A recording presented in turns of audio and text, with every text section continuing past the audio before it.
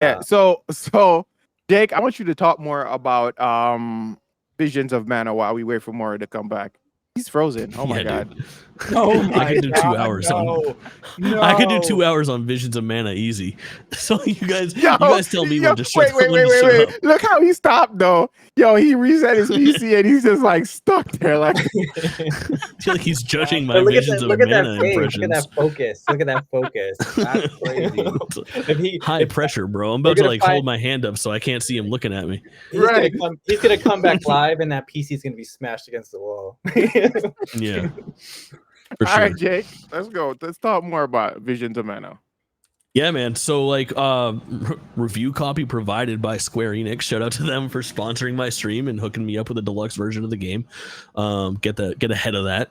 And let me just talk about like, are you guys familiar with the Mana series? Have any of you guys played these before? I played it for Super Nintendo. That's about it. Yeah, The Secret of Mana. I played it back on the PlayStation and Super Nintendo days. I have a couple of the old ones. Nice. On my Switch. Yeah, I love for sure. So this is the first entry in the series, and only like it's the first new entry in the series in like 17 or 18 years, and then it's also only like the fourth or fifth actual like entry in the series that's not a brand new that's like in the main, I guess, like storyline. There's a bunch of spin-offs and stuff like that. But this series started off as Final Fantasy Adventure and then became its own like identity in the Mana series. And essentially what it is it's like if Final Fantasy and Dragon Quest are your classic JRPG turn-based games, this is your classic JRPG action-based game where you are in battles, and when you get into a battle instance, it is square to attack, triangle for a heavy attack, that kind of thing. You can still cast spells and stuff like that. So it's almost more akin to like Final Fantasy VII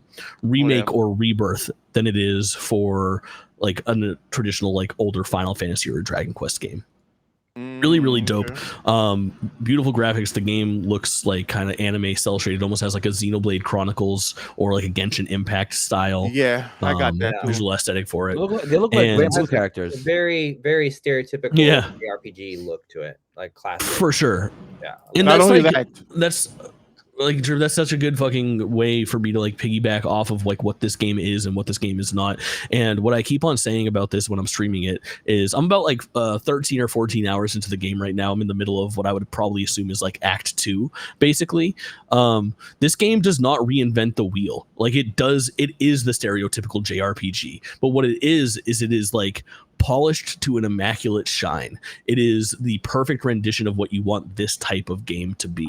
It is not a 10 out of 10, and it is not going to do anything that you've never seen before. Fair to say this is sort of like if Dragon Quest still exists, this would be sort of its spiritual successor. I know it's its own franchise, but this kind of looks like it. Well, so I use Dragon Quest as like a thing because Dragon Quest does still exist. Dragon Quest 11 is one of the best RPGs of the last decade, which I adore, and I compare it all the time. Whereas what I always like when I describe Dragon Quest 11, what I describe that as is it's a very classic RPG that is just done up to the nines. It has all of the quality of life and modern like features that you would want in a very classic RPG, and this has all those same things. It just has really nice things that like would eliminate friction that you would find in a normal RPG. So things like when you're in an RPG town, sometimes you'll look at the map and be like, oh, the shop's in like the southwest, so I have to go like down the bridge and then like take a left and then go straight and then I'll get to that thing.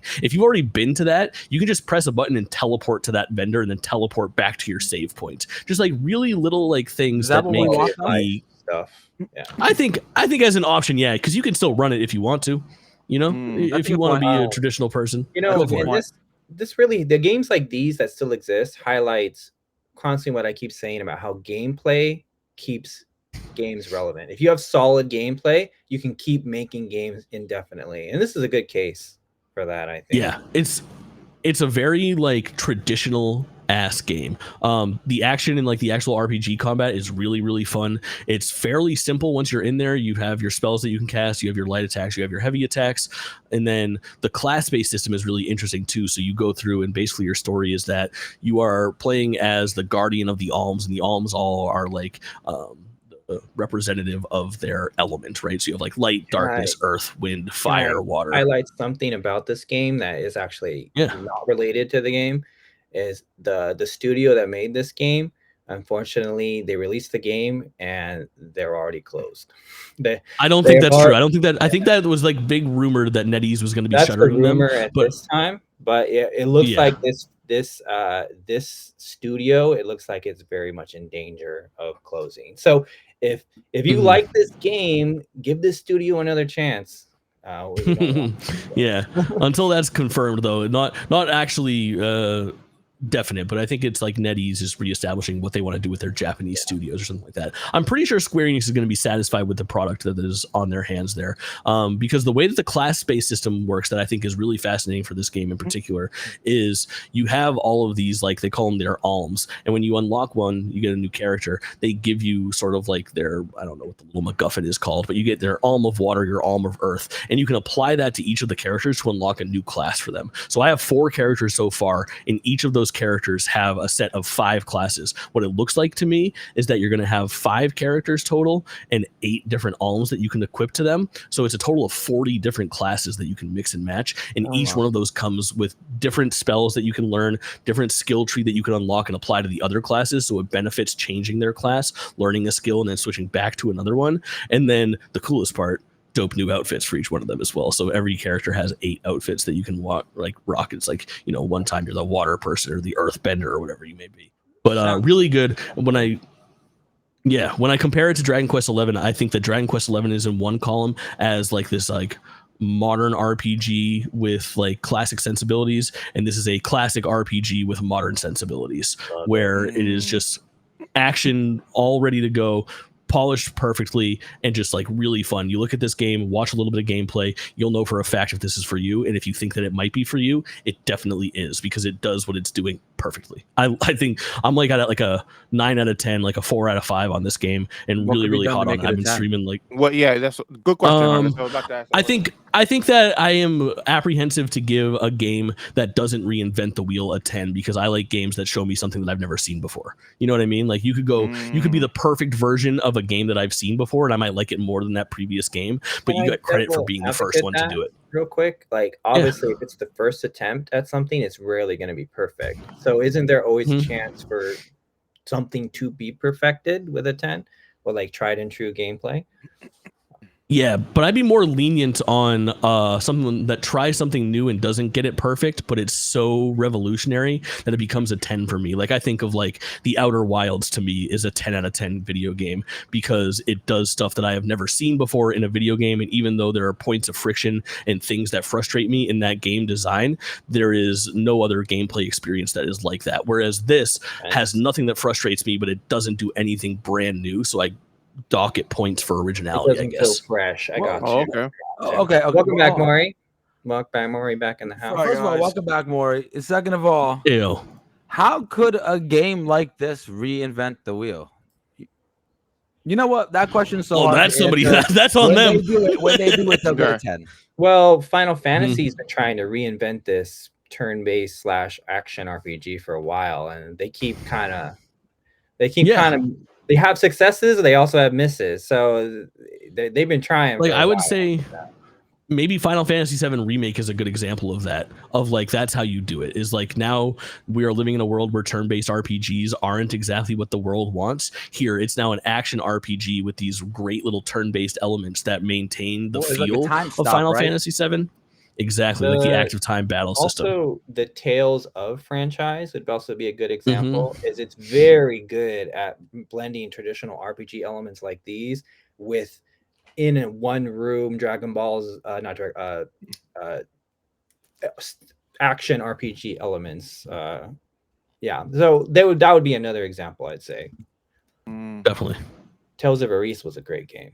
Really good, so good. Mm-hmm. Yeah, this one looks sick. How much is it? Yeah.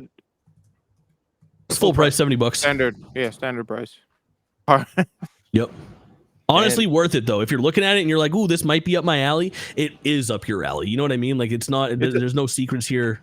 Nothing's hiding. You know, like you look at this and you go, "Ooh, I could get into this." Then you'll be into it. I feel it. It's the cozy gameplay. If you like this, if you like this style, you're gonna like this. Plus, it's a single player game, Harley. So with single player games, if it's like a story, I don't mind spending. If I only get 40 hours out of it, and then I've Yeah. essentially paid like $1.30 per hour to play the damn game. And if you compare it to Street Fighter, where I've probably paid less than a penny per hour. I feel like you can't compare fighting games to like story games, though. That's the thing. No, I know. It took us a I'm different. just Depends joking, on how being you a play hater. them. I'm Yeah. just joking, being a I hater. weigh my story games against fighting games in the same way, where like it depends on what you're looking for to get out of the game. Because if I weighed that the same way, then I'm paying like $5 an hour for the story of Street Fighter. You know what I mean? I want personally, if I'm being honest with you, Elden Ring gave me 150 hours before I beat the game, and that is chef's kiss. Yeah. But you might get that kind of playtime out of this as well. I'm with Jake here. Like, if I'm enjoying the game when the credits roll, that's enough for me. You know. No. As long as it's not sure. under 10 hours, you know, it's For kind of sure, for bullshit. sure. You know. For sure. Yeah, I'm. There's no way I'm halfway through this game, and I'm like 13 hours in right now, and I'm skipping a lot of side stuff. I haven't done a single side quest. God Recurring damn. theme in So my life. you can get that Heartless. You can get that. I'm guessing 35, 40 hours for the story if you mainline it. You can get that. You can get that 500. We have a new Goddamn it. price for games, and you know it's just gonna take some time for me to get accustomed to it. The Mhm. $70. That's all it is. Yeah.